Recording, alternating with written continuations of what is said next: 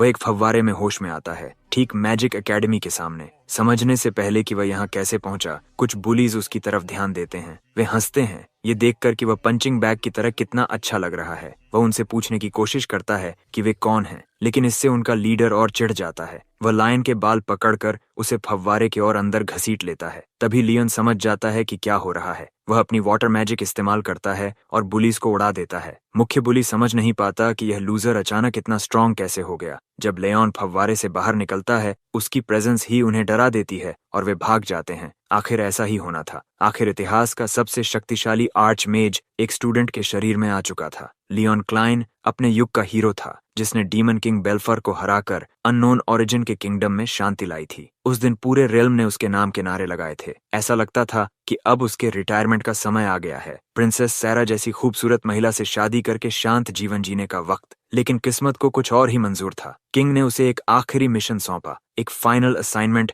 जो उसके हीरो सफर का अंत होने वाला था। खबर थी कि एक केव में मॉन्स्टर्स छिपे हैं, डीमन किंग की आर्मी के आखिरी रेमनेंट्स। किंग चाहता था कि वह उस कैवन की जांच करे और पॉजिटिव रिजल्ट्स के साथ लौटे, क्योंकि अब तक जो भी वहां गया था हार कर लौटा था। डीमन किंग स्लेयर से सबको बड़ी उम्मीदें थीं। लियोन जानता था कि उसे क्या करना है। जिन लोगों से वह प्यार करता था, उन्हें खतरे में वह नहीं देख सकता था। बच्चों के लिए, उन ऑर्फन्स के लिए जो उसे अपना रोल मॉडल मानते थे, उसे डीमन किंग के बचे हुए अंशों को मिटाना ही था। बिना किसी शक के उसने यह काम स्वीकार कर लिया। उसका मार्गदर्शन करने के लिए प्रिंस शार्क को चुना गया। जाने का दिन आया और प्रिंस शार्क उसे करप्ट केव में ले गया। अंदर गहराई में पहुंचते ही प्रिंस शार्क ने अपनी असली मंशा दिखा दी और पीछे से वार किया। हथियार में लीथल पॉइजन लगा था, जिससे लायन की मौत तय थी। प्रिंस शार्क हमेशा लियोन को अपनी अथॉरिटी और एब्सोल्यूट पावर के लिए खतरा मानता था। उसे लगता था कि लियोन उसकी लड़की क्वीन सेरा को भी छीन रहा है, लेकिन लियोन का ऐसा कोई इरादा नहीं था। न उसे पॉलिटिक्स चाहिए थी,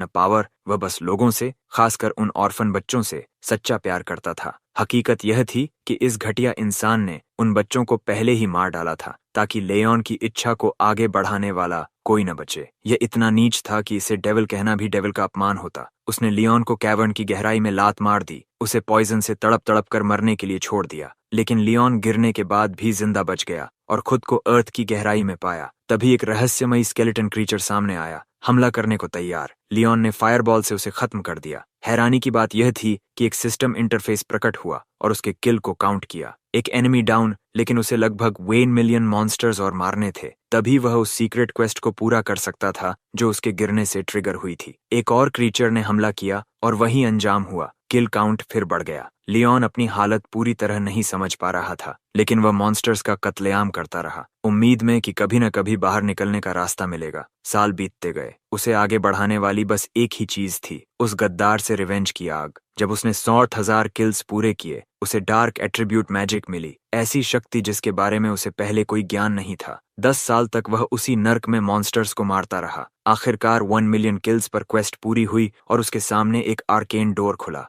लियोन बिना सोचे गेट के अंदर चला गया। उसकी हालत इससे बदतर हो ही नहीं सकती थी, लेकिन आश्चर्यजनक रूप से वह खुद को एक पॉन्ड के बीचों बीच पाता है। संभलने पर उसे एहसास होता है कि वह एक एजुकेशनल इंस्टीट्यूट को देख रहा है। कहानी ठीक से शुरू भी नहीं हुई थी कि इंस्टीट्यूट के कुछ बुलीज आसान शिकार ढूंढते हुए आ गए। वे हमारे लड़के को कुराबन कहकर बुलाते हैं, एक ऐसा नाम जो उसे बिल्कुल अपना नहीं लगता। क्योंकि वह इन पंक्स को जानता तक नहीं था, उसने स्वाभाविक रूप से पूछ लिया। बस यही बात उनके लीडर को गुस्सा दिला देती है। वह हीरो का सिर पकड़कर उसे पानी में डुबो देता है, ताकि वह डम एक्ट करना बंद करे और सब कुछ याद कर ले। दूसरी तरफ लियोन को जरा भी समझ नहीं आ रहा था कि हो क्या रहा है। वह अपनी मैजिक स्पेल आर्मर फ्लड इस्तेमाल करता है और उन बेवकूफों को कचरे की तरह उड़ा देता है। गूंज समझ ही नहीं पाते कि एक विम्प ने इतना चैड मूव कैसे कर दिखाया। समझदारी दिखाते हुए वे वहां से भाग निकलते हैं, इससे पहले कि और पिटाई हो। लियोन अभी अपने विचार ही समेट रहा था कि उसे एक अजीब आवाज सुनाई देती है। एक आर्केन वॉइस इस बात से हैरान थी कि उसकी मैजिक सप्रेस्ड होने के बावजूद उसने बुलीज को कैसे उड़ा दिया। वह रहस्यमयी आवाज लायन को एक प्राइवेट जगह ले जाती है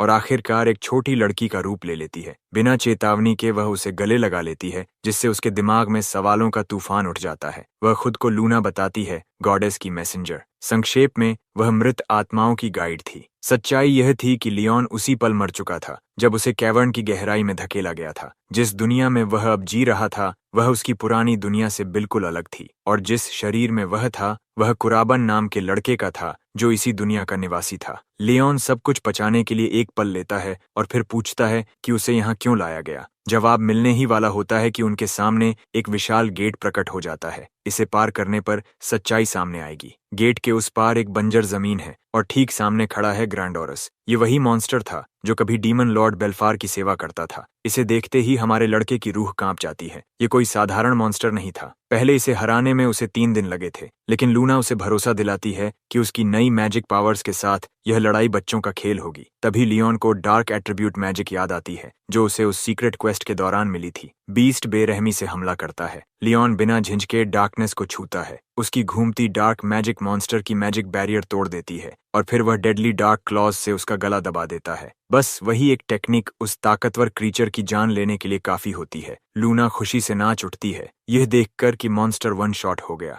लियोन खुद भी अपनी छिपी पोटेंशियल देखकर दंग रह जाता है। उसकी जिज्ञासा और बढ़ जाती है और वह लूना से सच्चाई उगलने को कहता है। थोड़ी देर बाद सब साफ होता है। डीमन किंग बेल्फार इस दुनिया में भी आने वाला है। पहले जो गेट बना था वह डीमन किंग के प्रभाव से बना था। अगर उसे रोका नहीं गया तो मॉन्स्टर्स के साथ यह दुनिया विनाश में डूब सकती है। इसीलिए गॉडेस ने खास तौर पर उसे इस दुनिया में बैलेंस बनाए रखने के लिए चुना। आगे देखते हुए लियोन की नजर एक फड़फड़ाते झंडे पर बने क्रेस्ट पर पड़ती है। उसे याद करने में देर नहीं लगती। यह उसी बास्टर्ड का निशान था जिसने उसे मरने के लिए धकेला था। अगर यह क्रेस्ट यहाँ है तो शार्क भी इस दुनिया में आ चुका है। रिवेंज की आग उसकी मुट्ठियां कांपा देती है। लूना यह महसूस कर लेती है, लेकिन ज्यादा देर रुक नहीं पाती और गायब हो जाती है। कोई आ रहा है। आने वाली एक फीमेल स्टूडेंट है जो उससे बात करना चाहती है। उसने आसपास गेट के प्रकट होने को महसूस किया था और उसके बारे में पूछना चाहती है। लियोन के जवाब देने से पहले ही लूना टेलीपैथिकली उसे सच छुपाने और अनजान बनने को कहती है। वह वैसा ही करता है। लड़की संदेह में पड़ जाती है कि जो उसने महसूस किया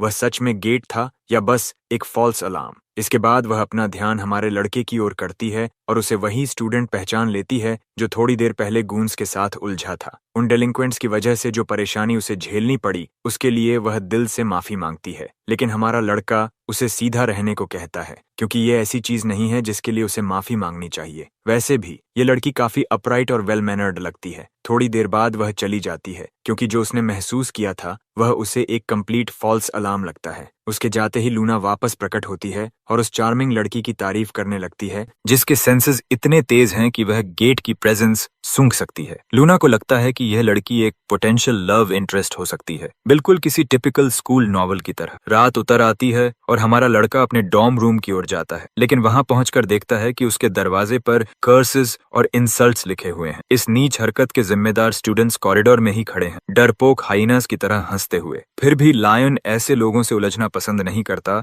जो उससे नीचे हैं और सीधे अपने कमरे में चला जाता है। अंदर पहुंचते ही लूना भड़क उठती है, गुस्से में कि उन लोगों ने इतनी लो लेवल हरकत करने की हिम्मत कैसे की। लेकिन हमारा लड़का इससे ज्यादा परेशान नहीं होता और ज्यादा जरूरी बातों पर चर्चा करना चाहता है। वह इस इंस्टीट्यूट के बारे में जानना चाहता है। जो क्रेस्ट उसने झंडे पर देखा था वही प्रिंस शार्क का भी था। मुमकिन है कि डीमन किंग के साथ साथ शार्क भी इस दुनिया में आ गया हो। अफसोस की बात यह है कि लूना के पास इससे जुड़ी कोई ठोस जानकारी नहीं है। वह खुद भी इस दुनिया के बारे में ज्यादा नहीं जानती। हालांकि वह हमारे लड़के को गाइड करने के लिए इस रियलिटी में झांकती रही है, लेकिन उसने प्रिंस को कभी नहीं देखा। इसलिए हमारे लड़के के पास अब खुद ही इस दुनिया के रहस्यों की जांच करने के अलावा कोई रास्ता नहीं बचता। अगली सुबह उगते सूरज के साथ वह एकेडमी में अपने पहले दिन के लिए तैयार होता है। बाल ठीक करके यूनिफॉर्म पहनने के बाद वह स्टूडेंट्स की भीड़ के बीच अपने डिपार्टमेंट की ओर बढ़ता है। उसकी ओर जरूरत से ज्यादा ध्यान जा रहा है। आखिर उसकी एटीट्यूड और ऑरा पूरे माहौल पर हुकूमत करते हैं। कुछ क्लासेस में वह इस दुनिया की बुनियादी बातें सीखता है। कुछ साल पहले गेट्स नाम की रहस्यमयी जगहें पूरी दुनिया में प्रकट होने लगीं। उसी समय मैजिक इस्तेमाल करने वाले लोग भी सामने आए। इस स्थिति से निपटने के लिए जिनके पास जन्मजात मैजिकल टैलेंट था वे इन गेट्स में घुसने लगे और कीमती आइटम्स व मिनरल्स हासिल करने लगे। इन्हें सीकर्स कहा गया। जैसे जैसे सीकर्स बनने वालों की संख्या बढ़ी, ऐसे इंस्टीट्यूट्स की जरूरत पड़ी जो इन टैलेंट्स को निखार सकें। इसी तरह यह पवित्र इंपीरियल एकेडमी अस्तित्व में आई। यह उन लोगों के लिए सेफ हेवन है जो सीकर्स बनना चाहते हैं। क्या तुम्हें वह लड़की याद है जो गेट के बारे में पूछने आई थी? वही इस एकेडमी की स्टूडेंट काउंसिल प्रेसिडेंट है। उसका नाम इजुमिया मकोतो है। वह इस समय स्कूल फील्ड्स में अपनी बेहतरीन मैजिक टैलेंट से सबको प्रभावित कर रही और हमारा लड़का उसे क्लास की खिड़की से देखता है। क्लास के बाद कॉरिडोर में चलते हुए उसका सामना फिर उन्हीं थग्स से होता है जिनसे वह कल निपटा था। वैसे इस दुनिया में हमारे लड़के का नाम कुराबाना कून है, सबसे बदसूरत चेहरा वाला,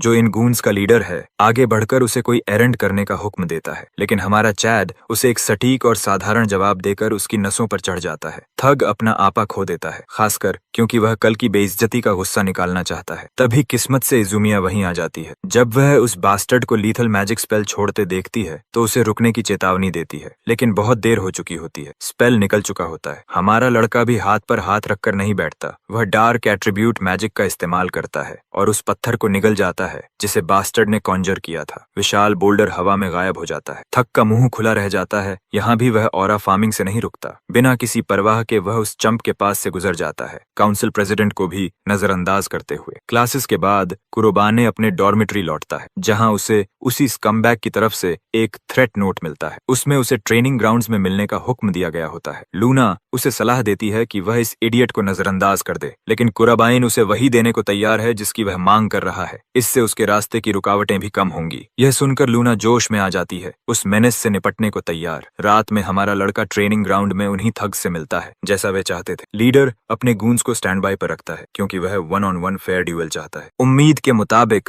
वह बास्टर्ड अपनी सिग्नेचर एनिमे हंसी हंसता है, सोचते हुए कि कंट्रोल उसी के हाथ में है। दूसरी ओर हमारा लड़का शांत रहता है और इस क्लाउन को बिना समय गंवाए आगे बढ़ने की चुनौती देता है। कुराबाइन की यह बेखौफी बास्टर्ड की नसों पर चढ़ जाती है। फेयर ड्यूएल की बात करने के बावजूद वह अपने शब्दों का सम्मान नहीं करता और गूंज को हमला करने का आदेश दे देता है। बेखबर गूंज बिना सोचे अपनी मौत की ओर दौड़ पड़ते हैं। यह स्लाइमी लीडर झूठे फेयर फाइट पर खुद को बहुत चालाक समझता है, लेकिन हमारा लड़का बिल्कुल परेशान नहीं होता। उसके लिए तो एक साथ 100 बास्टर्ड भी आ जाएं, कोई फर्क नहीं पड़ता। हाथ के हल्के से इशारे पर वह डार्क एट्रीब्यूट मैजिक से डिनायल मिरर नाम की टेक्निक इस्तेमाल करता है। इससे उनके हमले उन्हीं पर लौट जाते हैं। एक ही स्पेल इन सबको कंपटीशन से बाहर करने के लिए काफी होती है। गैंग लीडर का जबड़ा खुला रह जाता है। उसे एहसास हो जाता है कि उसने हमारे लड़के को चिढ़ाकर बहुत बड़ी गलती कर दी है और हमारा लड़का पीछे से स्नीक अटैक करने वालों को माफ करने के मूड में बिल्कुल नहीं है। लीडर को अंदाजा ही नहीं कि वह किस मुसीबत में फंस चुका है। इस दुनिया में मैजिक 4 एट्रीब्यूट्स में बांटी है, विंड, वाटर, फायर और अर्थ, लेकिन हमारे लड़के की मैजिक इनमें से किसी में नहीं आती। बुली यह सोचकर मानसिक रूप से टूटने लगता है कि जो कुरुबाने कभी यूजलेस था वह इतनी अनसुनी मैजिक कैसे चला रहा है। उसे देर से समझ आता है कि उस पल कुराबानी को यूजलेस कहकर उसने खुद को और गहरे फंसा लिया। हमारा लड़का आगब्बूला हो चुका है और ऐसे स्कमबैग को बिना सबक दिए छोड़ने वाला नहीं है। गून सोचता है कि उसकी फायर मैजिक उसे बचा लेगी, लेकिन वह गलत साबित होता है। डार्क आर्ट्स की मदद से हमारा लड़का उसे ठंडा कर देता है। कुरोबाने सिर्फ उसे बेहोश नहीं करता बल्कि उसका सारा माना भीख सी कर लेता है। यह एक यूनिक एबिलिटी है जो सिर्फ डार्क एट्रीब्यूट मैजिक वील्डर्स के पास होती है। करबेन को उम्मीद है कि यह सबक उसे समझा देगा कि अपनी औकात से ज्यादा मुंह नहीं खोलना चाहिए। तभी अचानक पूरे इलाके में अफरा तफरी मच जाती है। अर्जेंट सायरन्स बजने लगती हैं और इवैक्यूएशन का आदेश दिया जाता है। एकेडमी ग्राउंड्स के भीतर एक गेट प्रकट हो चुका है और थ्रेट लेवल कैटेगरी रेड घोषित किया जाता है, जो सबसे खतरनाक स्तर माना जाता है। डॉर्मेटोरी बिल्डिंग में स्टूडेंट्स भगदड़ में हैं। काउंसिल प्रेसिडेंट वहां मौजूद है, यह सुनिश्चित करने के लिए कि कोई छात्र पीछे न छूटे। एक सीनियर भी हेडेम के आदेश पर इसूमिया को वहां से जाने के लिए कहता है। उसे भी रेड कैटेगरी थ्रेट से लड़ने की अनुमति नहीं है। अगर गेट से जूझने में कोई कैजुअलिटी होती है तो जिम्मेदारी एकेडमी पर आएगी, लेकिन लड़की के अपने कारण है। पहले जब कैटेगरी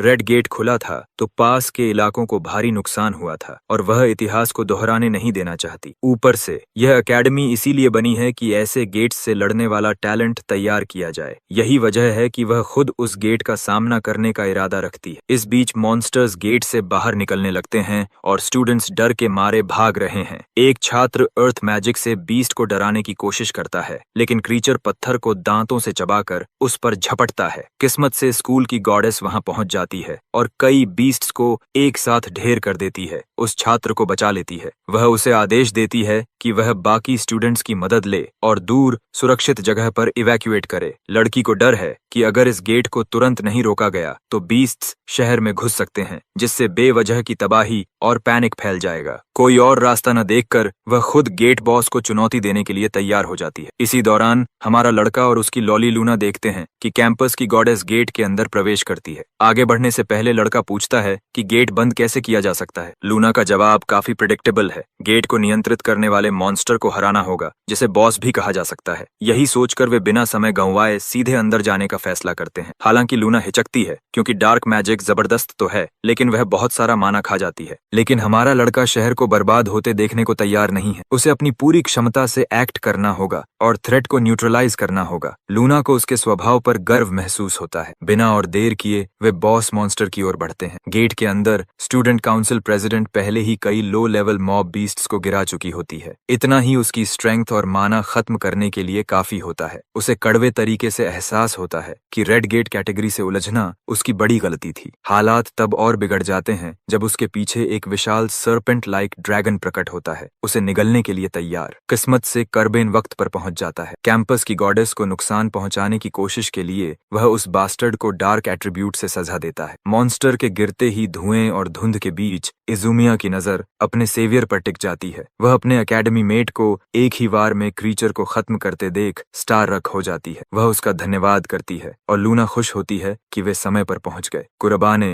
राहत महसूस करता है कि वह सेफ है, लेकिन उसके दिमाग में सबसे ज्यादा वही मैजिक घूम रही होती है जो उसने अभी इस्तेमाल की थी। वह सोचने लगती है कि आखिर वह लड़का है कौन, लेकिन हमारा नॉनशलांट किंग उसे याद दिलाता है कि पहले गेट बंद करना जरूरी है, क्योंकि वह इसी मिशन के लिए यहाँ आई थी। इजुमिया को अपना असली मकसद याद आता है और वह सहमत हो जाती है। फिर भी उसके मन में कुरबानी रेन को ऑर्डिनरी स्टूडेंट मानना मुश्किल है। आखिर एकेडमी की मॉक बैटल्स में वह डेड लास्ट रहा था, यानी सबसे खराब ग्रेड्स, और अब वह प्राइम माइक टाइसन की तरह मूव कर रहा है, खासकर उस अजीब मैजिक टाइप के साथ। दोनों आगे बढ़ते हैं गेट क्लियर करने और बॉस मॉन्स्टर को ढूंढने के लिए। रास्ते में मॉन्स्टर्स का झुंड सामने आता है। इजुमिया aqua प्रिजन स्पेल चलाती है, उन्हें नीले वॉर्टेक्स में कैद कर देती है, घूमती हुई पानी की फ्लोटिंग स्फीयर में। लूना भी मानती है कि यह स्टूडेंट प्रेसिडेंट अपनी कैलिबर के हिसाब से काफी स्ट्रांग है, जो हमारे लड़के को पसंद आता है। इंपीरियल एकेडमी की टॉप इवेल्युएटेड कैंडिडेट होने के मुताबिक तभी जमीन फटती है और स्कल्प्टेड बॉडी वाला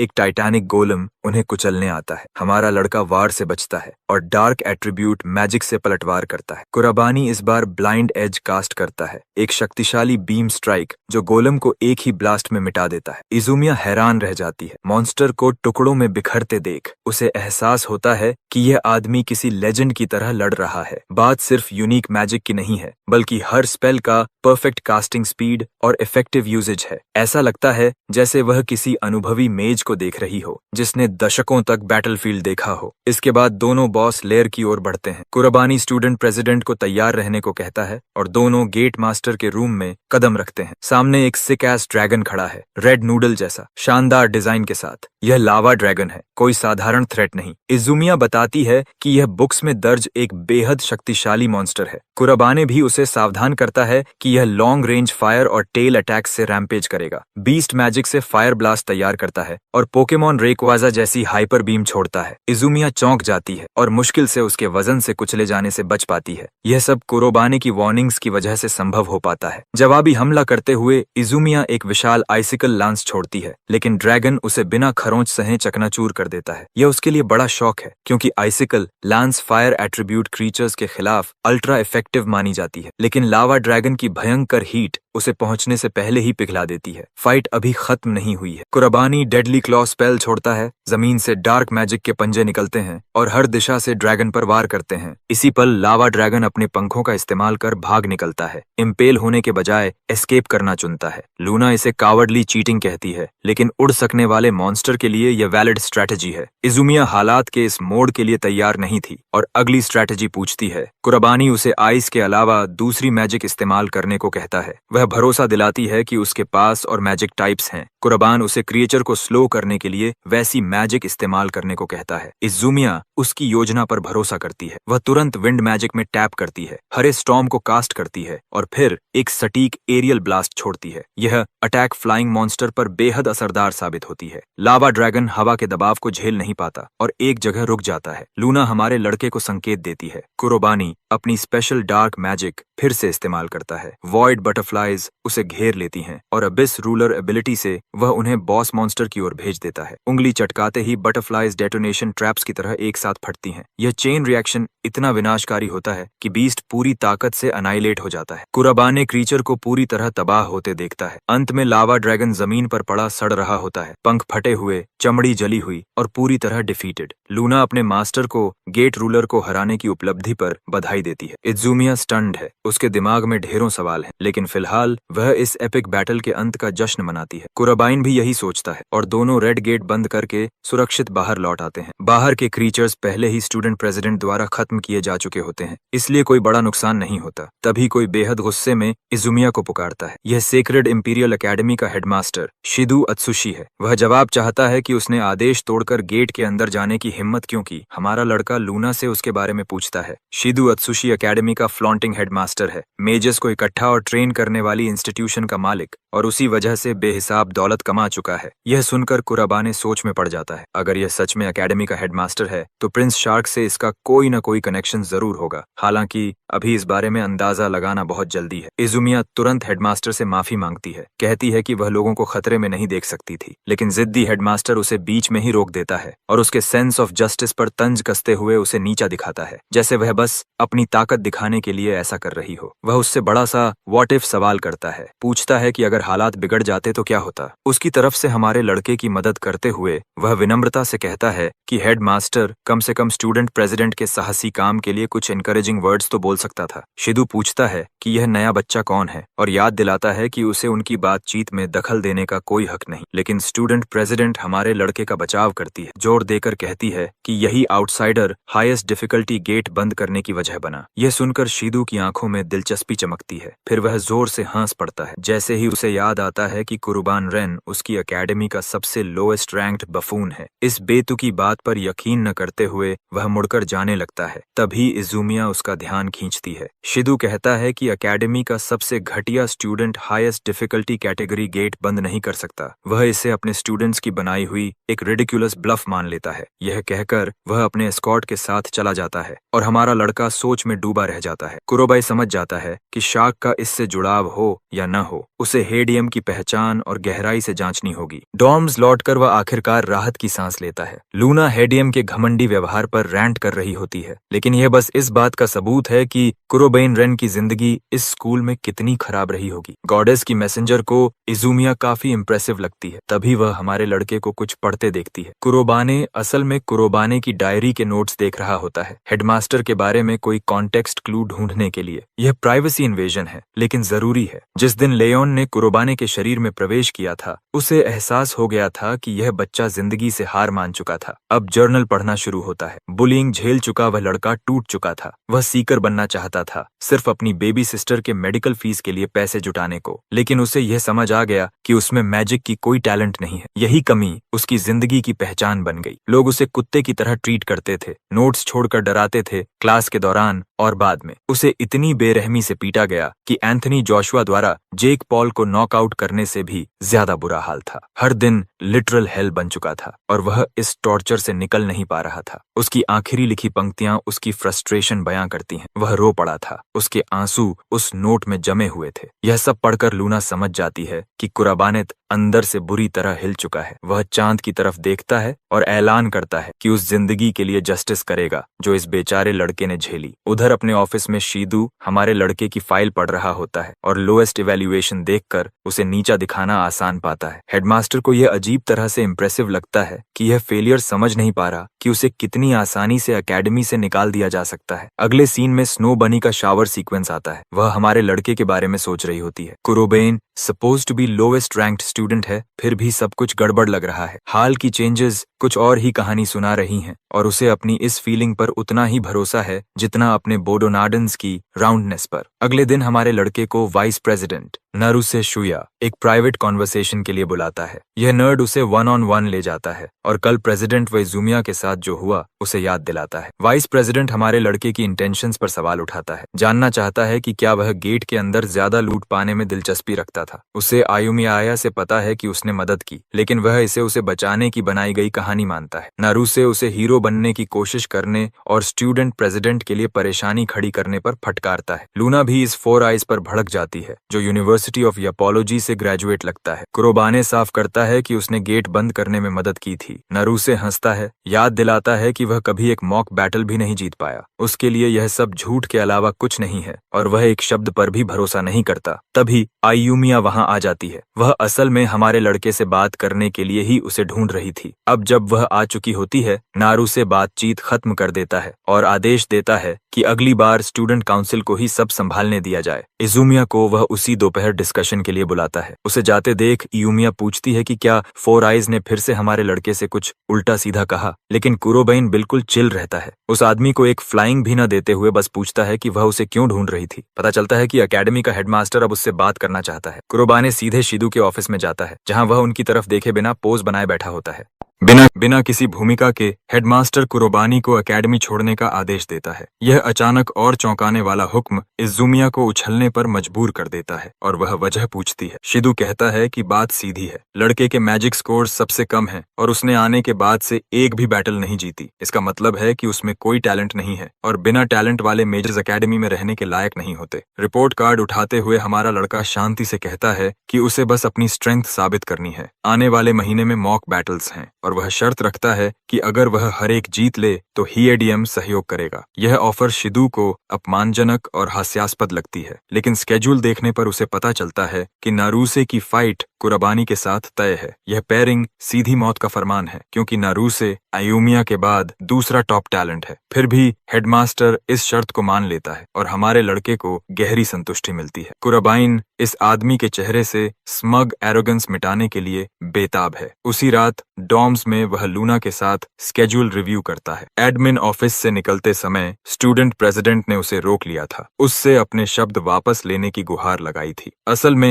एकेडमी कभी पूर ग्रेड्स पर किसी को एक्सपेल नहीं करती। समस्या यह है कि हेडमास्टर को इस लड़के से पर्सनल नफरत है। मॉक बैटल्स हारने पर एक्सपल्शन तय हो जाएगा। स्किल्स जानने के बावजूद इजुमिया को लगता है कि नारुसे को चुनौती देना बहुत खतरनाक है। उस पल कुरोबानी बस उसे देखता है और चिंता करने के लिए धन्यवाद देता है। वह इस शर्त से जरा भी परेशान नहीं है। वह पहले ही फैसला कर चुका है अपने हेटर्स को गलत साबित करने के लिए। लूना सोचती है कि एकेडमी छोड़ देना भी ठीक होगा, लेकिन हमारा लड़का मानता है कि एकेडमी में रहना बेहतर है ताकि प्रिंस शार्क की गतिविधियों पर नजर रखी जा सके। आखिर उसे हेडमास्टर और प्रिंस के बीच किसी कनेक्शन का शक है। वह एक वाइल्ड थ्योरी भी रखता है कि शायद प्रिंस शार्क हेडमास्टर के बॉडी को स्पिरिचुअली पोजेस कर रहा हो। लूना तुरंत इस थ्योरी को खारिज कर देती है, बताती है कि उसे अदर वर्ल्ड बीइंग्स को सेंस करने की एबिलिटी है, इसलिए वह पहचान लेती। यह ऑप्शन बंद होने पर कुरोबाइन की स्ट्रैटेजी साफ है, आने वाले गेट्स बंद करना और साथ ही अपने दो टारगेट्स डीमन किंग बेल्फार और प्रिंस शार्क का पीछा करना। अजीब तरह से छोटी मैसेंजर उसके शब्दों पर पाउट करती है और वह पूछता है कि क्या हुआ। वह बस सोच रही थी कि महान विजर्ड कुराबानी पर कितना भारी बर्डन है, भले ही यह गॉडेस का आदेश हो। इसके बावजूद कुराबानी इस मौके के लिए आभारी है। वह वॉइड डायमेंशन में पहले ही मर चुका था। यह शार्क से बदला लेने का मौका है जिसने उसकी मौत करवाई, और बेल्फार से भी, जो इस दुनिया को खतरे में डालता है। अंत में वह गॉडेस के आदेश से खुश है। कुराबाने उसे भरोसा दिलाता है कि उसे उदास होने की जरूरत नहीं। उसके शब्द उसका चेहरा रोशन कर देते हैं और वह सच में खुश होती है कि इतने अद्भुत इंसान को यह ड्यूटी मिली। बातचीत खत्म होने पर कुराबानी मॉक बैटल से पहले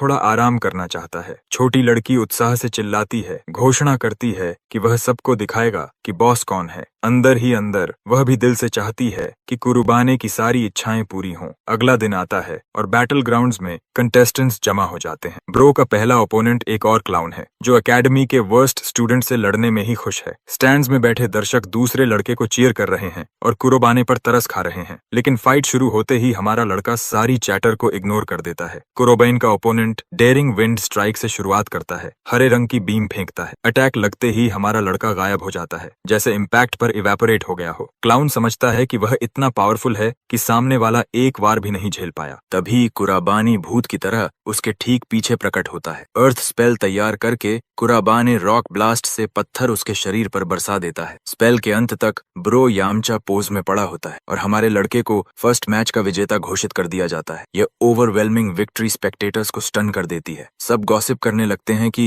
एकेडमी का वर्स्ट स्टूडेंट उससे कहीं बेहतर किसी को कैसे हरा गया। इजुमिया प्राउड गर्लफ्रेंड जैसी लगती है, जबकि नारुसे पिस्ट हेटर की तरह देख रहा होता है। लूना बताती है कि इन एमेचर्स को हराने के लिए उसे डार्क एट्रीब्यूट मैजिक की जरूरत भी नहीं है। यही तो अदर डायमेंशन के विजर्ड की खासियत है। लूना थ्रिल्ड है कि वह इन वीकलिंग्स के खिलाफ सिटी वाइड फेट चला रहा है। स्लॉटर जारी रहता है। कुराबानी एक के बाद एक लड़कों को उन्हीं स्पेल्स से गिराता है। कुछ तो सीधे सरेंडर कर देते हैं। उसकी जीतों की स्प्री हेडमास्टर को ऑलमोस्ट हार्ट अटैक दे देती है। प्रो समझ नहीं पा रहा कि एकेडमी का डम्बेस्ट किड विनिंग स्ट्रीक पर कैसे है। एक पल को उसे लगता है कि शायद इस लड़के ने सच में रेड गेट बंद किया था, लेकिन फिर वह खुद को गैस लाइट कर लेता है और उस सोच को नकार देता है। नारुसे उसके डोर पर नॉक करता है। हेडमास्टर उसे पर्सनल मीटिंग के लिए बुलाता है। शिदू समझाता है कि मॉक बैटल्स में नारुसे का सामना अंडरडॉग से होगा। वह वाइस स्टूडेंट प्रेसिडेंट को आदेश देता है कि वह अपनी एब्सोल्यूट टॉप स्ट्रेंथ इस्तेमाल करे और एक सेकंड के लिए भी केयरलेस न हो। दिलचस्प बात यह है कि नारुसे के पास पहले से प्लान है। कुरोबाइन की सारी फाइट्स देखने पर उसने सिर्फ अर्थ मैजिक ही इस्तेमाल होते देखा है। नारुसे दावा करता है कि स्किल के मामले में वह उससे कहीं ऊपर है, जो हेडमास्टर को बहुत पसंद आता है। कंफर्मेशन पाकर ब्रो खुश हो जाता है और मीटिंग खत्म कर देता है। बाहर निकलते समय नारुसे अपने ख्यालों में डूब जाता है। उसे लगता है कि हेडमास्टर कुछ ज्यादा ही कॉशियस है, जैसे आने वाले ओपोनेंट में कुछ वाकई खतरनाक हो। फिर भी उसका ईगो इतना बड़ा है कि उसे हारने की कोई संभावना नहीं दिखती। सीन वापस हमारे लड़के की जीतों पर लौटता है। इस पॉइंट तक सब उसे ग्लेज कर रहे हैं। हैटर्स को फैंस में बदलने की डेफिनेशन यही है। लोग सोच रहे हैं कि इसमें अचानक क्या बदल गया। कुराबानी जानता है कि वह अच्छा कर रहा है। इजुमिया उसे पानी देती है और याद दिलाती है कि टोटल फ्रीडम पाने से पहले बस एक फाइनल पुश बाकी है। वहीं फोर आइज पास खड़ा उनकी बात सुन रहा होता है। आखिर अनाउंसर इवेंट के मेन डिश का ऐलान करता है। कुराबान और वाइस प्रेसिडेंट नारुसे के बीच मॉक बैटल। दोनों फाइटर्स आमने सामने आते हैं। टॉक शुरू होती है। नारुसे सलाह देता है कि हाल की जीतों के बाद ज्यादा कॉकी न हो। हमारा लड़का कूल रहते हुए जवाब देता है कि उसे बस जीत से मतलब है। नारुसे सोचता है कि वह एसेन एनर्जी पर है और हार नहीं सकता, क्योंकि उसने सब कुछ देख लिया है। लेकिन हमारा लड़का अपनी जीत को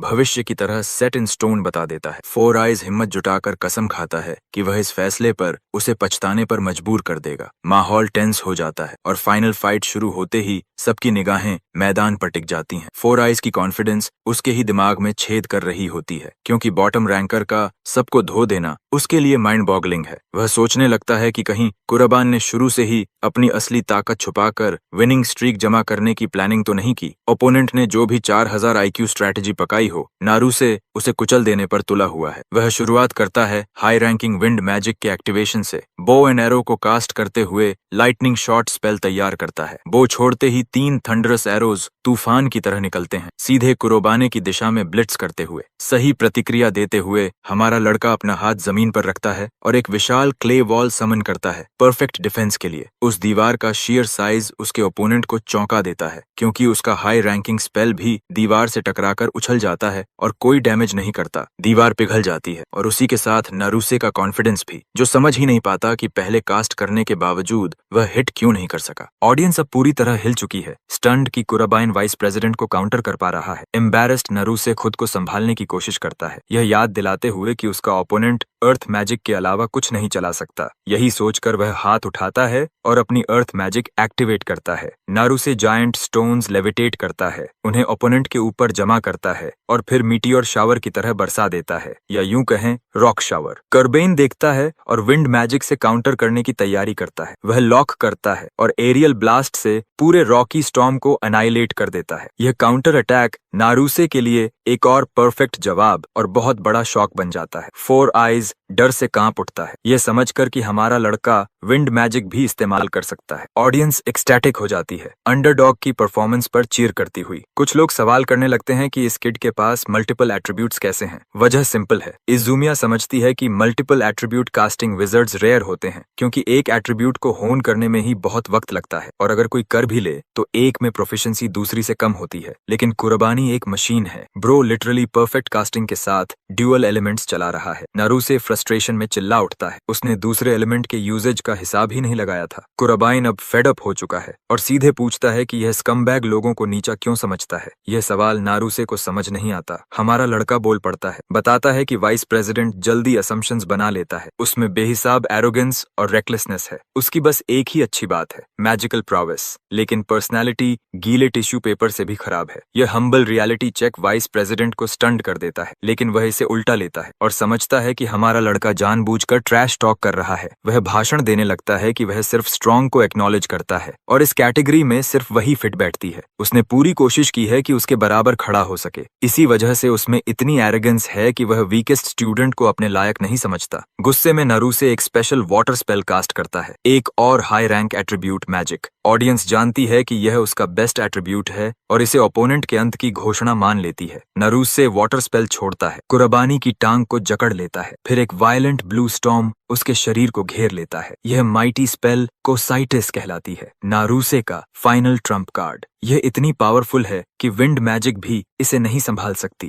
अर्थ मैजिक भी नहीं। वाइस प्रेसिडेंट अपनी जीत मान लेता है। कुराबान को आइस में सील्ड देख जैसे वह एवेटार का एंग हो। फर्क बस इतना है कि फायर नेशन भीतर से हमला कर देती है। फोर आइज फिर से हक्का बक्का रह जाता है। आइसिकल केज में दरारें पड़ने लगती हैं और नारुसे की जीत की सारी उम्मीदें भी आइस सीरिंग फ्लेम्स से टूट जाती है। वीकेस्ट स्टूडेंट से तीसरे एट्रीब्यूट का खुलासा, लेकिन यहीं खत्म नहीं। कुराबानी साबित करता है कि वह और टाइप्स भी कास्ट कर सकता है। वह आइस इकट्ठा कर एक विशाल बोल्डर बनाता है, फिर अपनी ताकत से उसे कुचल देता है। फ्रैगमेंट्स अरीना में चारों तरफ बिखर जाते हैं और जमीन पर नारुसे के आसपास गिरते हैं। वाइड रेंज अटैक उसे कम डैमेज देता है क्योंकि ज्यादातर टुकड़े उसे छूकर निकल जाते हैं। आइस स्टॉर्म के अंत तक वाइस प्रेसिडेंट घुटनों पर आ जाता है, बिल्कुल गुड बॉय की तरह, बिना किसी डिफेंस के। कॉर्बेन अपने विक्टिम पर टावरिंग रहता है और क्लाउन को भविष्य के लिए एक ही सलाह देता है। वह नारुसे से कहता है कि स्ट्रेंथ पाने का एकमात्र रास्ता है आगे देखना, लेकिन ऐसा करने पर भी वह अपनी लिमिट से आगे नहीं जा पाता। सीधे शब्दों में कहें तो हमारे लड़के ने सबसे शालीन कर्ब स्टॉम्प ट्रैश टॉक कर दिया था। आखिर में नारुसे वही सवाल पूछता है जो सबके मन में है, आखिर ये आदमी है कौन? वह कोरोबेन की ओर झपटने की कोशिश करता है, लेकिन हमारा लड़का उसकी तरफ देखता तक नहीं और नारुसे वहीं ढह जाता है। फाइट खत्म। कुराबानी रेन आधिकारिक तौर पर विक्टर घोषित होता है। उसी रात हेडमास्टर का रिएक्शन देखने को मिलता है। वह आग बबूला है, ये समझ ही नहीं पा रहा कि एकेडमी का वीकेस्ट स्टूडेंट कैसे 4 एट्रीब्यूट्स चला रहा है। इजुमिया के शब्द उसके दिमाग में गूंजते हैं, फिर भी वह सबूत होने के बावजूद सच्चाई से इनकार करता है। मामला अपने हाथ में लेते हुए वह हमारे लड़के को कर्स करता है, हाँ, एक बच्चे से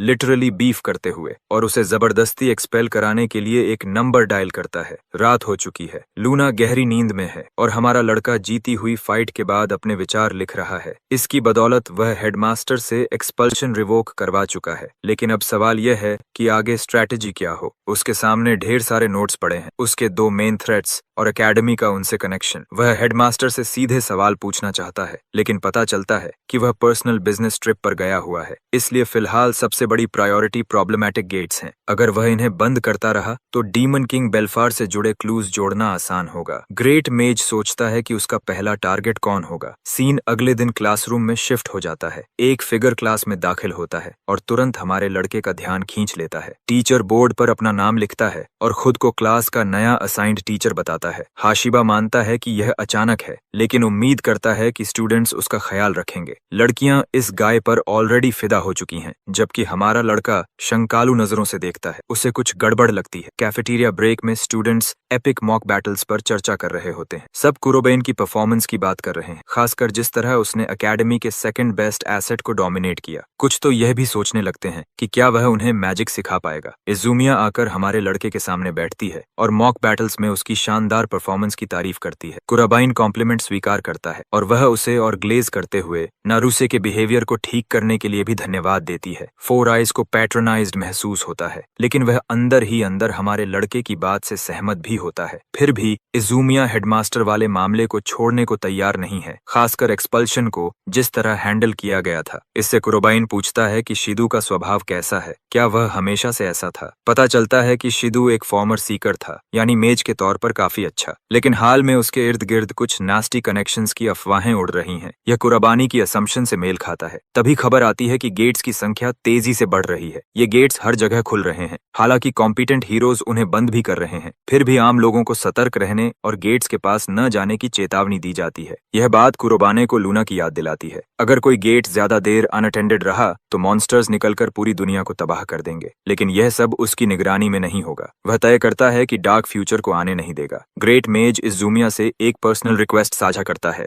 जिसकी डिटेल्स सामने नहीं आती। सीन रात के सन्नाटे में कट होता है। कुराबाइन इस इलाके में पेट्रोल करने निकलता है, देखने के लिए कि आज कोई गेट खुलेगा या नहीं। लूना बताती है कि वह उभरते ही सारे गेट्स साफ कर रहा है और उसे यह काफी कूल लगता है कि वह एक सीक्रेट सुपर हीरो की तरह बिना किसी को पता चले गेट्स मिटा रहा है। उनकी बातचीत के बीच ही एक ग्रीन गेट खुलता है, कैटेगरी ग्रीन लेवल। कुराबाने पूरे कॉन्फिडेंस के साथ उसके अंदर कदम रखता है, आसपास के एनवायरनमेंट को स्काउट करने में दिलचस्पी दिखाते हुए। चारों तरफ बस पेड़ों का ही झुंड होता है, लेकिन घना फॉग होने की वजह से ठीक से कुछ दिख नहीं रहा। लूना हर कदम पर सावधान रहने को कहती है। थोड़ी देर बाद यह आदमी हर कुछ दूरी पर मॉन्स्टर्स की लाशें छोड़ता हुआ जंगल के सबसे गहरे हिस्से में पहुंच जाता है। अजीब बात यह है कि लूना कहती है कि आसपास कुछ भी नहीं है, लेकिन तभी कुराबानी उसकी ठीक पीछे एक प्रेजेंस महसूस करता है। तभी वह छोटा मार्शमैलो एक क्रीचर द्वारा पकड़ लिया जाता है और अपने मास्टर से दूर खींच लिया जाता है। पलटकर देखते ही उसे एक डिमोनिक स्लीप पैरालिसिस डीमन दिखता है जो उसे एक ही बार में निगलने को तैयार है। लूना चीखती है, क्रीचर को याद दिलाती है कि वह डिवावर होने के लिए नहीं बनी है और पूरी ताकत से छूटने की कोशिश करती है। उधर हमारा लड़का उसे बस स्थिर रहने को कहता है और प्रोएक्टिवली डार्क एट्रीब्यूट मैजिक इस्तेमाल करने का इशारा करता है। ट्री से पर्पल रंग के पंजे फूट पड़ते हैं, गारगोयल को भेदने के लिए बाहर निकलते हुए। क्रीचर भागने की कोशिश करता है, लेकिन डेडली क्लॉ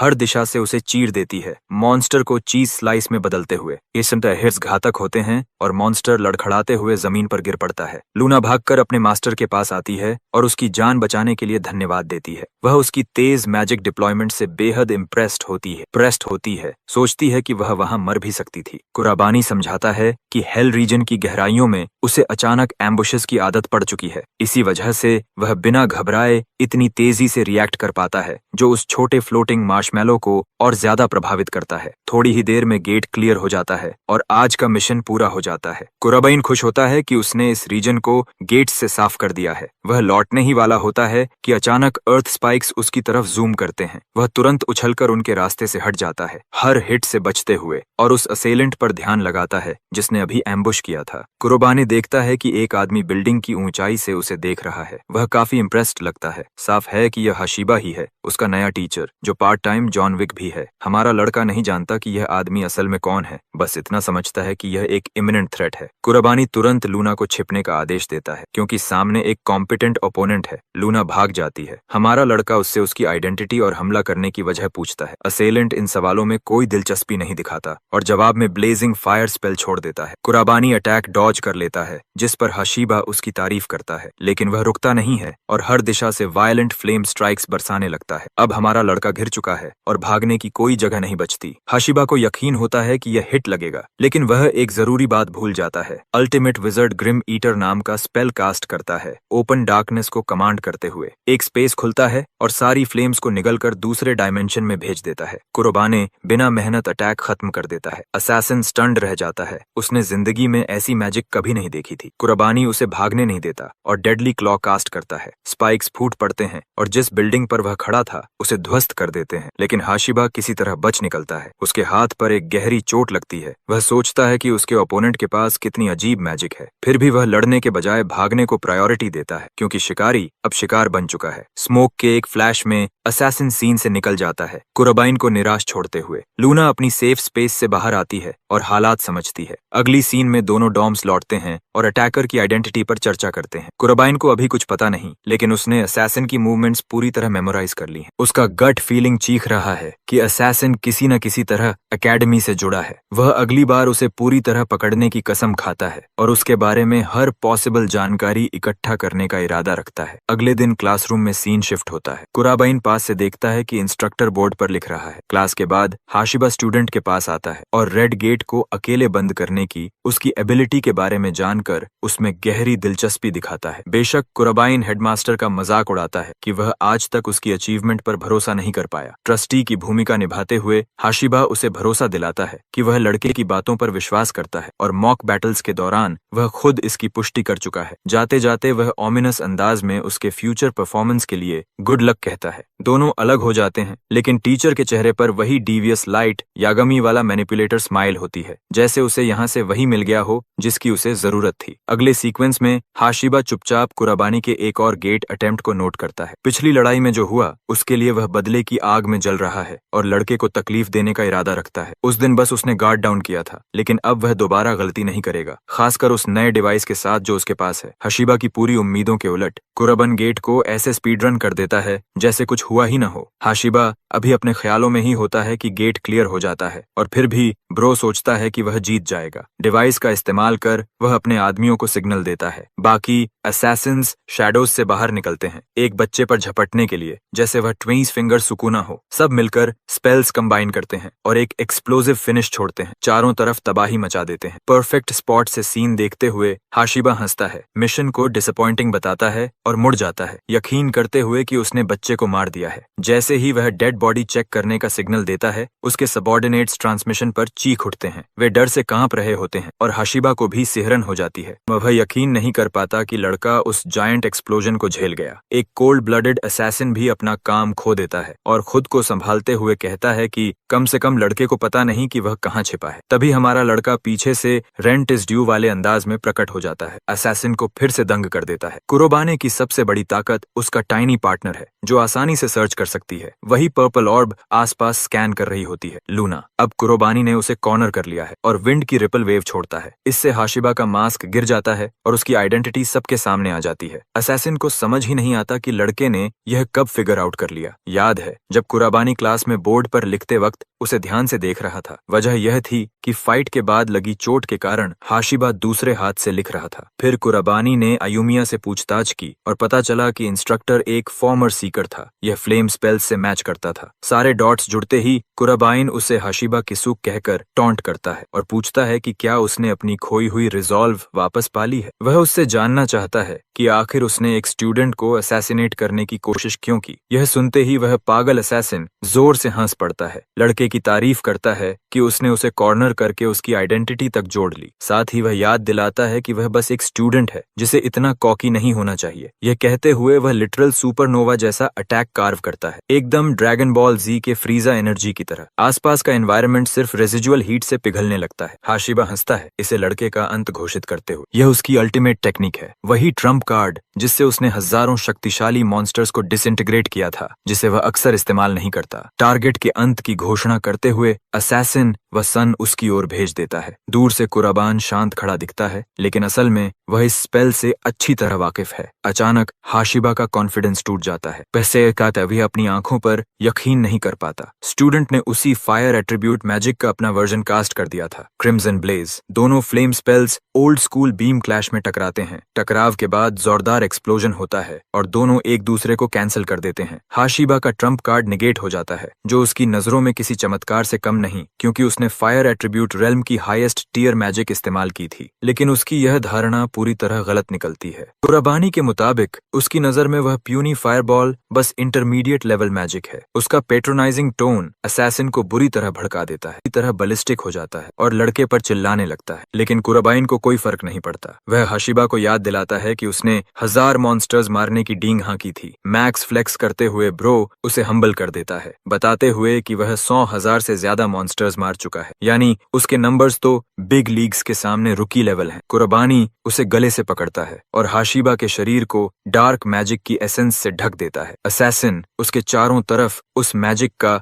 मैग्नेटिक पुल महसूस करता है, जैसे उसकी एनर्जी खिंच रही हो। अचानक उसका शरीर उसका साथ छोड़ देता है और वह पूरी तरह जमीन पर इमोबिलाइज हो जाता है। लूना यह सब देखती है और थ्रिल्ड होती है कि उसके मास्टर ने आखिरकार अपना लक्ष्य पूरा कर लिया। लेकिन हमारा लड़का अभी खत्म नहीं हुआ है, उसे कुछ और काम निपटाने हैं। हाशिबा की जौ पकड़कर कुराबानी उससे उस आदमी की आइडेंटिटी पूछता है जिसने उसे भेजा था। वह पहले से जानता है कि वह शीदू है और इंस्ट्रक्टर की चुप्पी ही उसके लिए जवाब बन जाती है। असैसिन घबरा जाता है और घबराहट में सच उगल देता है कि वह सिर्फ ऑर्डर्स फॉलो कर रहा था और गेट्स के करीब पहुंचने वालों को एलिमिनेट करना उसका काम था। इससे कुराबान को यकीन हो जाता है कि शीदू का टारगेट सिर्फ वही नहीं, बल्कि हर वो इंसान है जो गेट्स के मामले में रुकावट बने। यह 100% कंफर्म करता है कि हेडमास्टर शुरू से डीमन किंग की साइड पर है। लेकिन सवाल ये है कि अगर वह डीमन किंग के साथ है तो फिर टैलेंटेड स्टूडेंट्स को पावरफुल मेजेस बनने के लिए नर्चर क्यों कर रहा है? यानी ये थ्योरी भी पूरी तरह एक्यूरेट नहीं है। मगर एक बात साफ है,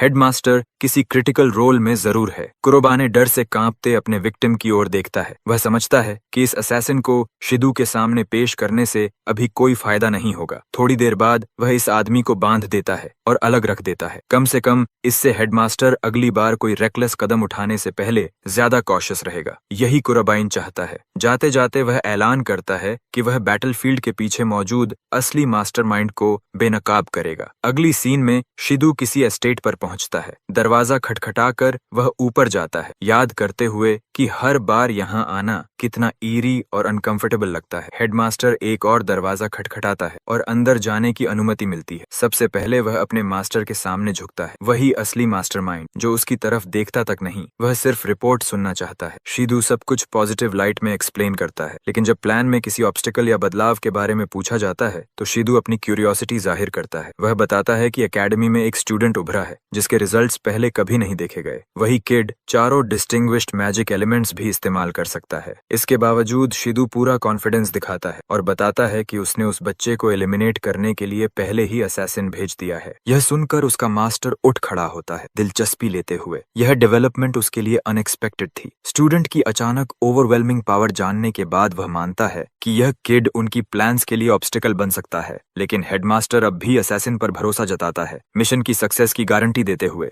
मगर उसका मास्टर इतना कॉन्फिडेंट नहीं है, क्योंकि अगर मिशन सफल होता तो अब तक रिपोर्ट आ चुकी होती। यह शिदू को झटका देता है। वह तुरंत अपना फोन निकालता है, फेलियर की संभावना मानने से इनकार करते हुए। जिस असैसिन को उसने भेजा था वह इस वक्त बंधा हुआ और बेबस पड़ा है। उसका फोन पॉकेट में बजता है, लेकिन वह कॉल उठा भी नहीं सकता। यह शिदू के लिए एक और पुख्ता सबूत बन जाता है कि उस बच्चे ने असैसिन को भी आउटप्ले कर दिया है। उसका बॉस इसे तुरंत मिशन फेलियर मान लेता है। शिदू फ्रस्ट्रेशन से भर जाता है। कुराबान रेन के बारे में उसकी इंप्रेशन अच्छी थी, लेकिन इतनी ऊंची नहीं। अब उसके पास ऑप्शंस कम पड़ रहे हैं। तभी उसका मास्टर एक परफेक्टली प्लॉजिबल मेथड सुझाता है। अगर वे किसी एक्सेप्शनली टैलेंटेड मेज से निपट रहे हैं तो बस इतना करना है कि उसके दोस्तों को उसके लिए बेट बना दिया जाए। यह योजना सुनकर स्कमबैग हेडमास्टर अंदर से बेहद एक्साइटेड हो जाता है, क्योंकि वह समझ जाता है कि उसका मास्टर किस ओर इशारा कर रहा है। शिदू वह रिंग पकड़ता है जो उसका मास्टर उसकी तरफ फेंकता है। उसे लगता है कि यह मेथड अभी थोड़ा जल्दी है, लेकिन यह भी सच है कि उन्हें अगले स्टेज के एक्सपेरिमेंट के लिए डेटा चाहिए। हेडमास्टर दांत दिखाती हुई मुस्कान के साथ मिशन सक्सेस का भरोसा दिलाता है, क्योंकि यही वजह थी कि उन्होंने इतनी बड़ी संख्या में विजर्ड्स इकट्ठा किए थे। लीडर इस नए मोड से इंट्रीग्ड हो जाता है और भी दिलचस्प ट्विस्ट्स की उम्मीद करता है। वह इतना अच्छे मूड में होता है कि सोचने लगता है कि अब इस दुनिया में एक रियल ब्लैक गेट खोलने का समय आ गया है। याद रहे, अभी तक हाईएस्ट डिफिकल्टी गेट रेड है। अगले ही दिन इस चर्चा के बाद हमारे लड़के को ऑफिस बुलाया जाता है, एक और अजीब अनाउंसमेंट के लिए। ब्रो स्टन्ड रह जाता है जब शिदू खुद कुराबानी की एबिलिटीज को आंकने में हुई अपनी गलती मानता है और अब तक के रूड बिहेवियर के लिए माफी भी मांगता है। शिदू कहता है कि उसका सडन एटीट्यूड चेंज अटपटा लग सकता है, लेकिन अब वह लड़के की ट्रू पोटेंशियल समझ चुका है, इसलिए उसे प्रॉपर रिस्पेक्ट देना चाहता है। पास आकर हेडमास्टर हाल में बढ़ती गेट अकरेंसेस के बारे में जानकारी देता है। इसी वजह से वह चाहता है कि हमारा लड़का स्टूडेंट प्रेसिडेंट इसुमिया के साथ मिलकर ज्यादा से ज्यादा गेट्स सील करने में मदद करे। उसकी बातों से कुरोबाइन समझ जाता है कि उनका काम हाई गेट फ्रीक्वेंसी वाले एरियाज को मॉनिटर करना है। हेडमास्टर खुश होता है कि लड़का जल्दी समझ गया और हैंडशेक के लिए हाथ बढ़ाता है, जैसे वह सच में उस पर भरोसा करता हो। कुराबाने बाहर से एक्ट के साथ चलता है, लेकिन वह कोई डेंस प्रोटैगनिस्ट नहीं है। वह जानता है कि यह लाइंग पिग अंदर ही अंदर कुछ साजिश रच रहा है। इसी हैंडशेक के दौरान कुराबानी अपनी डार्क मैजिक से थोड़ा एक्स्ट्रा टैंपर कर देता है। मीटिंग के बाद वह अपनी स्ट्रैटेजी इसुमिया को बताता है। वह खुलासा करता है कि पहले ही उसने एक ट्रैप बिछा दी थी और फिर हाशिबा के असैसिनेशन अटेम्प्ट का बॉम्ब शेल गिराता है जो हेडमास्टर के ऑर्डर्स पर हुआ था। यह साफ नहीं है कि शिदू ने यह जोड़ लिया है या नहीं, लेकिन कुराबानी उसकी असली मंशा साफ देख पा रहा है। स्टूडेंट प्रेसिडेंट हैरान हो जाती है और पूछती है कि उसने ऑफर रिजेक्ट क्यों नहीं किया। कुराबाइन मानता है कि गेट्स को हैंडल करना जरूरी है और उसके पास काउंटरएक्ट करने का प्लान है। दिक्कत दिक्कत ये है कि वह अकेले गेट्स सील करने की सोच रहा था। तभी इजुमिया आवाज उठाती है और कहती है कि वह भी साथ जाएगी। वह खतरे की वजह से रियलिटी को नजरअंदाज नहीं करना चाहती और जब भी जरूरत पड़े अपने दोस्त की मदद करना चाहती है। लूना भी देख लेती है कि यह लड़की कितनी स्टबर्नली डिटर्मिन्ड है, इसलिए उसे रोकने का कोई फायदा नहीं। आखिरकार कुराबानी मान जाता है और मिशन के लिए इवनिंग आवर्स तय करता है। अगली सीन में वे रेड हंट की तैयारी कर रहे होते हैं। एरिया में घूमते हुए अजीब तरह से उन्हें कोई गेट अवेकनिंग महसूस नहीं होती। खाली वक्त में कुराबानी उससे सीधे पूछता है कि क्या वह गेट्स के अंदर छिपे मॉन्स्टर्स से डरती है। पूरी सच्चाई बताते हुए इजुमिया मानती है कि उसका एक हिस्सा वाकई डरता है। फिर भी इनोसेंट लोगों को उन ताकतों से बचाना उसका फर्ज है जो उन्हें थ्रेटन करती हैं। यही वजह है कि उसने विजर्ड बनने का रास्ता चुना था। उसका स्ट्रॉन्ग सेंस ऑफ जस्टिस महान विजर्ड की पास्ट इमेज को दर्शाता है। ये वही शब्द थे जो इस आदमी ने डीमन किंग को मारने की यात्रा से पहले कहे थे। कूल पर्सोना छोड़ते हुए इजुमिया ब्लश करती है और लायन से कहती है कि जब तक वह उसके साथ खड़ी है वह हमेशा लड़ने की ताकत रखेगी। तभी उसकी मोमेंट की फ्लो आए थे ब्लॉक हो जाती है जब एक वायलेंट गेट रिएक्शन प्रकट होता है। क्रैकलिंग डार्क एनर्जी देखकर खुद कुराबानी भी स्टन हो जाता है। दोनों मेजेस इतने चौंक जाते हैं कि रिएक्ट तक नहीं कर पाते। गटेगे डार्क वाइन्स निकालकर इजुमिया को जकड़ लेता है और जबरदस्ती उसे अंदर खींच लेता है। हमारा लड़का डैम्सल इन डिस्ट्रेस को बचाने में देर कर देता है और ब्लैक गेट उसे पूरी तरह निगल लेता है। इसकी अचानक अपीयरेंस कुराबानी के लिए भी अनएक्सपेक्टेड थी। गेट से निकलता भयानक प्रेशर उसे दहशत में डाल देता है। डरने का उसके पास समय नहीं है क्योंकि उसकी दोस्त गंभीर खतरे में है। इस पूरे हालात को ऑपरेट करने वाला हेडमास्टर है जो 8 अलग अलग मॉनिटर्स पर यह सब अनफोल्ड होते देख रहा है। इसी के साथ उसने कुराबानी के लिए परफेक्ट बेट तैयार कर लिया है। मास्टरमाइंड को उम्मीद थी कि उसकी योजना तेजी से वैसी ही आगे बढ़ेगी जैसी उसने सोची थी। ब्लैक 8 की सबसे खास बात यह है कि इसके अंदर मौजूद क्रीचर विनाश का दैत्य है जो भारी माना वाले मेजेस का शिकार करना पसंद करता है। इससे वह सोचने लगता है कि यह युवा लड़का इतने भयावह गेट पर कैसे रिएक्ट करेगा। कुराबाने गेट के अंदर जाने ही वाला होता है कि लूना आकर उसे रुकने की गुहार लगाती है। यह कोई नॉर्मल गेट नहीं है, यह रेड गेट से भी कहीं ज्यादा खतरनाक है और अंदर क्या छिपा है इसका कोई अंदाजा नहीं। कुराबाइन समझ चुका है कि यहाँ गेट का प्रकट होना संयोग नहीं बल्कि एक प्री प्लान्ड घटना है। हेडमास्टर ने उन्हें यहाँ ल्यूर किया ताकि दोनों को गेट के अंदर फंसाकर एक साथ खत्म किया जा सके। कुराबानी भी मानता है कि यह गेट बेहद खतरनाक है लेकिन वह इसे नजरअंदाज भी नहीं कर सकता। लूना गेट से बाहर निकलते मॉन्स्टर्स पर चिल्लाती है। ये जायंट रेड ड्रैगन्स हैं जो अगर वह अंदर चला भी जाए तो बाहर की दुनिया में तबाही मचा देंगे। तभी एक येलो बोल्ट मदद के लिए आता है। लाइटनिंग एरोज की हर शॉट 3 ड्रैगन्स को गिरा देती है। मॉन्स्टर्स जमीन पर ढेर हो जाते हैं और तभी नारूसे सामने आता है। वह कुराबान से तुरंत अपडेट्स मांगता है और कुराबान सब समझा देता है। स्टूडेंट प्रेसिडेंट के ब्लैक गेट में फंसने की खबर सुनकर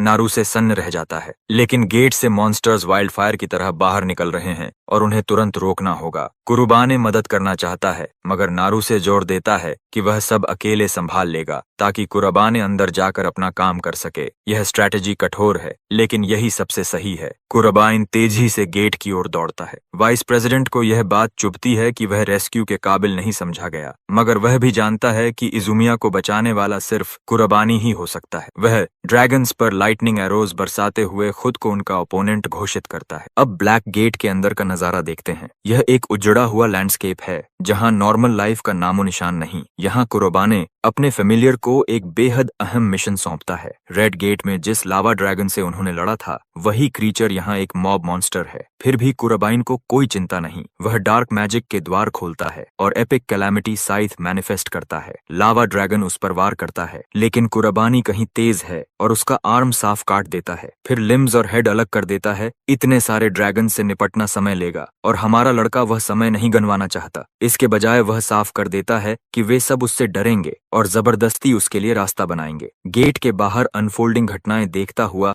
हेडमास्टर खुश है कि कुराबानी भागने के बजाय अंदर चला गया। वह उसे इडियट कहता है जो अपनी ही मौत की ओर दौड़ा। उधर यह तथाकथित इडियट पहला पाथ क्लियर कर चुका है और अब एक संकरी दरार की ओर बढ़ रहा है जो डंजन का सबसे गहरा हिस्सा है। लावा ड्रैगन्स की भीड़ से लड़ते हुए वह काफी थक चुका है। फिर भी कुराबानी बिल्कुल चिल बना रहता है। हेल फ्लोर की गहराइयों जैसी एक्सट्रीम डिफिकल्टी वह पहले ही झेल चुका है इसलिए यह उसके लिए नॉर्मल है। उसकी यह रीअश्योरेंस लूना का कॉन्फिडेंस बढ़ाती है। अब उनका एक ही मिशन है, इजुमिया को बचाना और इस जगह से निकलना। उधर इजुमिया इस वक्त टेंटेकल्स से घिरी हुई है जो उसके शरीर को जकड़े हुए हैं। बॉस मॉन्स्टर मॉन्स्टर एक वन आइड एल्ड्रिच मॉन्स्ट्रोसिटी है जिसने उसे हॉस्टेज बना रखा है। वह पूरी ताकत से छूटने की कोशिश करती है, लेकिन उसे महसूस होता है कि उसकी एनर्जी धीरे धीरे ड्रेन हो रही है। यह साफ दिखाता है कि अगर यह मॉन्स्टर बाहर निकल गया तो दुनिया पर किस किस्म का हॉरर टूट पड़ेगा। हजारों लोग मर सकते थे और आय बस यही सोच रही थी कि क्या उसका प्यारा दोस्त सुरक्षित बाहर निकल पाया होगा। उसी पल वह जानती है कि अब पूंछ दबाकर भागने का समय नहीं है। उसे पता है कि वह हार मानने वाला नहीं है, इसलिए वह हिम्मत जुटाकर फायर स्पेल कास्ट करने की कोशिश करती है। इजुमी का यह हीरोइक एक्ट बुरी तरह फेल हो जाता है क्योंकि वह बिल्कुल भी मैजिक कास्ट नहीं कर पाती। तभी उसे एहसास होता है कि मॉन्स्टर उसके शरीर से माना ड्रेन कर रहा है। क्रीचर अपना विशाल वैक्यूम जैसा मुंह खोलता है जिसमें घूमती हुई अनगिनत दांतों की स्पाइरल्स हैं जो इजुमी के अंत की तैयारी कर रही हैं। स्टूडेंट प्रेसिडेंट अपने अंत के लिए खुद को तैयार कर लेती है। तभी उसे हमारे लड़के की आवाज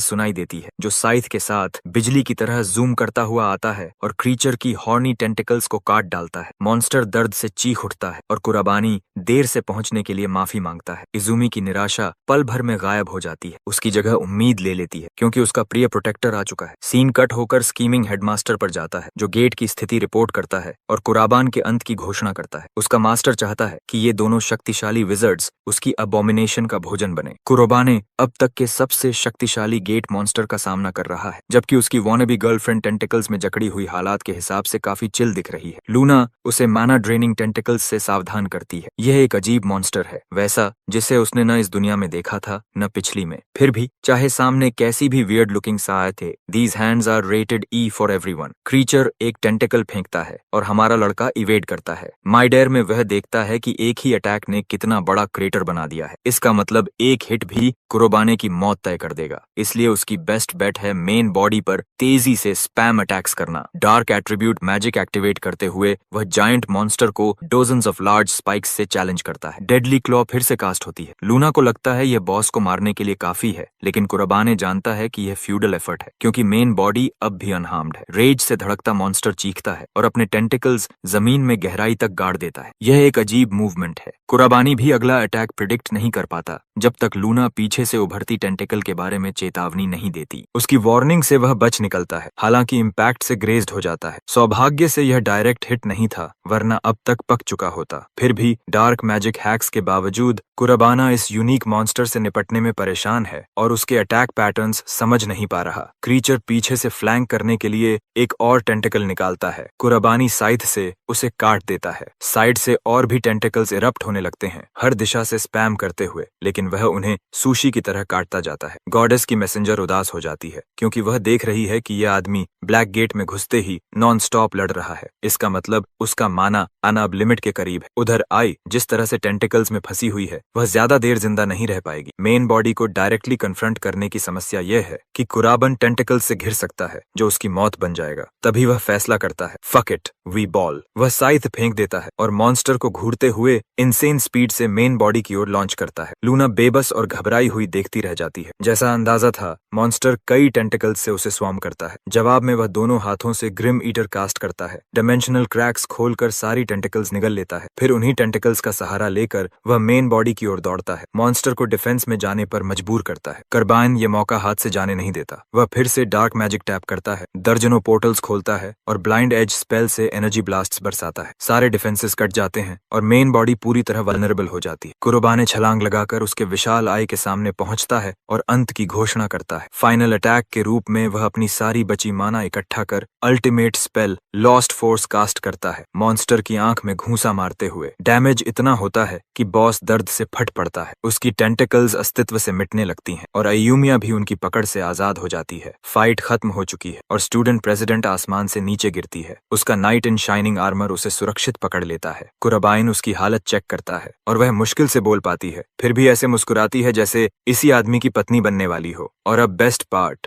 हेडमास्टर अचानक महसूस करता है कि उसका ultimate master plan black gate खुद ब खुद गायब हो रहा है। यह एक अनएक्सपेक्टेड बदलाव है। कोई तरीका नहीं कि कुराबाइन ने ऐसा लेवल का काम किया हो। कोई चांस नहीं कि उसने ब्लैक गेट के गेट मास्टर को हरा दिया हो। शिदू रिंग चेक करता है, यकीन करते हुए कि वह अब भी उसके पास है। वह झट से उसे उठाकर पहन लेता है। Having gathered all the infinity stones required to wipe out exactly half the universe. Wait, wrong story. लेकिन इससे पहले कि यह वॉनबी थैनोस कुछ करे, हमारे लड़के की नॉक पड़ती है। है। डार्कनेस के एम्बॉडीमेंट की तरह अंदर घुसते हुए कुराबान हेडमास्टर को करियर एंडिंग गलती के लिए ललकारता है क्योंकि उसने उसे इस गंदगी में घसीटा। बैफल्ड हेडमास्टर पूछता है कि वह यहाँ पहुंचा कैसे। कुराबानी खुद को स्कम का इरेडिकेटर बताते हुए खड़ा होता है। शिदू पूछता है कि वह यहाँ क्या कर रहा है तो हमारा लड़का कबूल करता है कि उसने एक स्पेल से अपने शरीर पर मार्क लगाया था जिससे वह सीधे सीक्रेट बेस में टेलीपोर्ट कर सकता है। यह सुनकर प्रिंसिपल चिढ़ जाता है क्योंकि उसे याद आता है कि पहले कुराबानी के शरीर पर जो शैडोवी फिगर दिखी थी वही वह मार्क हो सकती है। अंदर ही अंदर शिदू अनईजी हो जाता है क्योंकि उसने कभी ऐसी मैजिक के बारे में नहीं सुना। वह इसे नजरअंदाज कर देता है, सोचता है कि यह बस एक ब्रैटी टीनेजर की अकड़ है, लेकिन यह सोच अगले ही पल टूट जाती है। कुराबन बातचीत अपने हाथ में ले लेता है और सीधे पूछता है क्या उसी ने गेट समन किया था। वह कहता है कि झूठ बेकार है क्योंकि उसे पीछे छिपा सारा इक्विपमेंट दिख रहा है और सच बताना ही समझदारी है। कर्बेन उसे अक्यूज करता है कि उसने यंग विजर्ड्स के लिए ट्रेनिंग सेंटर बनाया और पूछता है कि अगर उसके मोटिव्स शुरू से ही डार्क थे तो ऐसा क्यों किया। प्रिंसिपल पल भर रुकता है, फिर सिनिस्टर मुस्कान के साथ कबूल करता है कि उसका मकसद फूड तैयार करना था। कुराबाइन उलझ जाता है और शीदू समझाता है कि वह गेट के पार मौजूद मॉन्स्टर्स के पेट भरना चाहता था। सारे विक्टिम्स, सारे बेगुनाह स्टूडेंट्स सिर्फ इसी मकसद से कल्टीवेट किए गए थे, इसलिए वह बिना हिचक मान लेता है कि गेट उसी ने खोला। केओस का फायदा उठाकर वह मॉन्स्टर्स के सामने घुटने टेककर पावर और अथॉरिटी हासिल करता रहा। कुराबाइन सब सुनता है लेकिन अपने मास्टर की इस क्रूअल योजना में इजुमिया की कुर्बानी की कोशिश वह भूल नहीं पाता। उसकी नजर में शिदू धरती पर रेंगने वाला एब्सोल्यूट स्कम है और सबसे ज्यादा गुस्सा इस बात का है कि उस आदमी को कोई पछतावा नहीं, वह स्मग और प्राउड है। शिदू फायर एलिमेंट समन करता है और कहता है कि उसे फर्क नहीं पड़ता कुराबानी क्या इंसल्ट करे क्योंकि अंत में टीनेजर मरेगा। इसी कॉन्फिडेंस के साथ वह फायर बॉल्स उछालता है, यकीन करते हुए कि फाइट यहीं खत्म होगी। लेकिन कुराबानी प्रिंसिपल की सोच से कहीं ज्यादा ताकतवर है। एक हाथ के हल्के फ्लिक से वह शील्ड बना देता है और हर फायर बॉल को एक ही मोशन में मिटा देता है। शिदू हैरान रह जाता है क्योंकि मैजिक कुराबान तक पहुंचती ही नहीं बल्कि उससे पहले ही गायब हो जाती है। तभी उसे एहसास होता है कि कुराबान उसे प्रोवोक कर रहा है, खुलकर कह रहा है कि इस बार ठीक से आए और अपनी असली ताकत दिखाए। प्रिंसिपल भड़क उठता है और सोचता है कि इस टीनेजर को असली सजा दिखानी होगी। कुराबानी की बैटर्ड हालत देखकर वह खुद को समझाता है कि लड़का पहले ही हार चुका है और अब अपर हैंड उसी के पास है। वह फिर से फायर एलिमेंट इकट्ठा करता है और एक और अटैक चार्ज करता है, धमकी देते हुए कि इस बार कुराबानी पूरी तरह इरेज हो जाएगा। लेकिन ऐसा कुछ नहीं होता। जैसे ही फायर बॉल्स टकराने वाले होते हैं, कुराबानी dark attribute spell denial mirror इस्तेमाल करता है और अपने चारों ओर फोर्स फील्ड बना लेता है। फायर बॉल्स बैरियर से टकराकर वापस उछलते हैं और सीधे शिदू की ओर दौड़ पड़ते हैं। उसे भागने का कोई समय नहीं मिलता और उसका खुद का हमला